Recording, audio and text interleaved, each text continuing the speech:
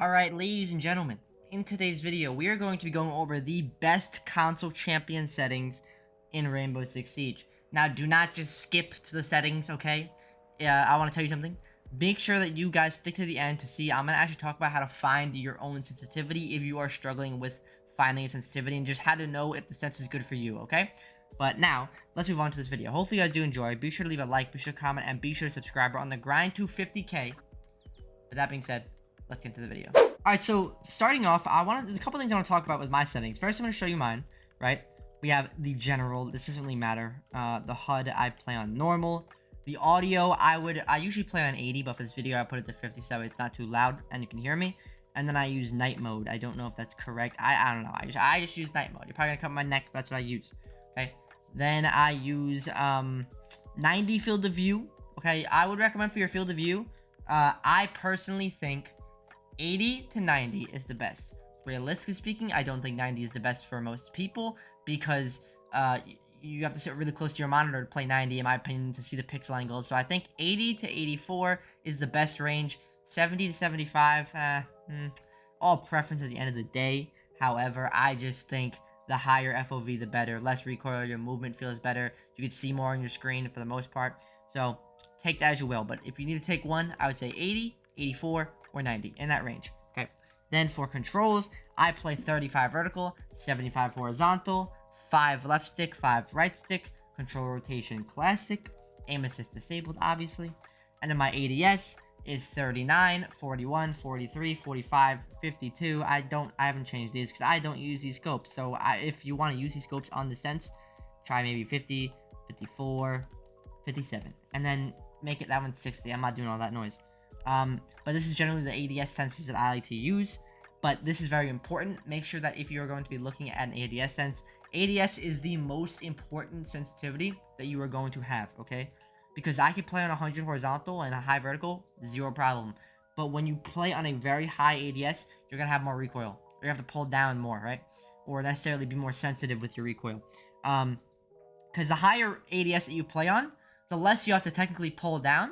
But you have to get used to the lighter pull down, you know what I mean? Versus if I play on a lower ADS, I do have to pull down a little more, but not really. But it's easier to control. So put it this way, it probably was very confusing. It's easier to control recoil on a lower ADS, right? I've went over this in my recoil videos. If you want to check it out, I have it up here. Way more in detail about how to get the best recoil. Go check that video out. But generally, having a lower ADS is better. Having a higher horizontal is better because you can look around faster and you're not a slug. Then when it comes to this is advanced, you know, privacy. Privacy does not matter. Accessibility, I use a white optic. Opacity 100. Now let me show you some more stuff. Now, the best way to find your sensitivity, right? You're sitting here wondering, what can I do to find, you know, the best sensitivity? How do I know if my sense is good? Okay. Remember what I mentioned earlier about your ADS. You do not want to have your ADS be super high if you can't control it. If you like high ADS, go for it. You know what I mean? But if you're struggling right now, right? You're in a rank and you're like, you know, you're noticing you're missing too many shots. You probably need to lower your ADS.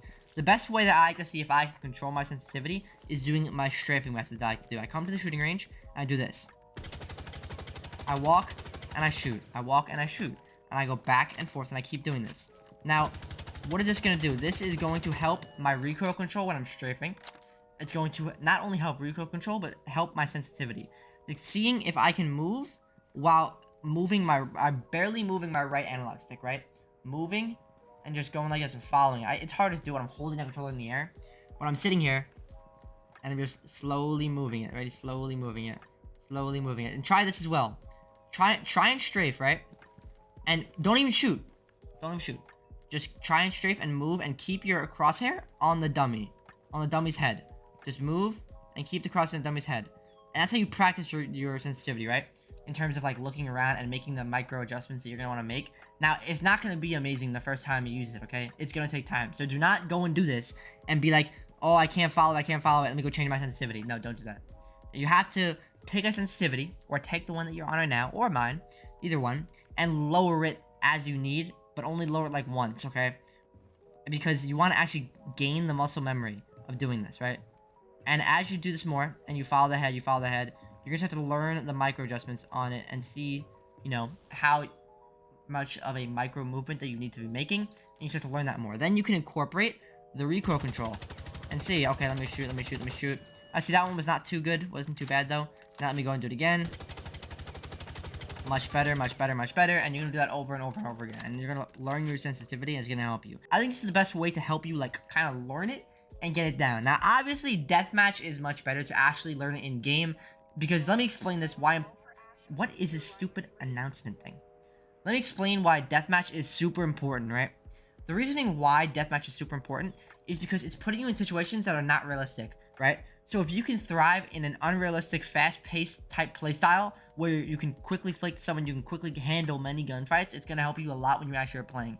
I think deathmatch is the most important thing to do because you're going to be in a much more aggressive playstyle that is physically just not even able to happen in the actual game style. So if you can quickly shoot, if you could take all these gunfights and you could put yourself in this, like, people essentially running at you like it's Call of Duty, you can handle the actual game, right? So, I think the shooting range is good. I don't really like using this target. Let me know about you guys. Like, I can't, like, look at this. Ready? I cannot control recoil on this target. However, if I come over to this, to where it's an actual human, like, I can control recoil way better, right? Even though that was not that good. But I can control recoil way better on the dummy, right? Like, I just find it so much easier to, like, that was much better. I find it way easier to control recoil on dummy than I can on this stupid little thing over here. I can't use it. Maybe if you turn it around like this, like, even that is better than fucking this. Oh, it's gone. Okay, but hopefully it does help you guys.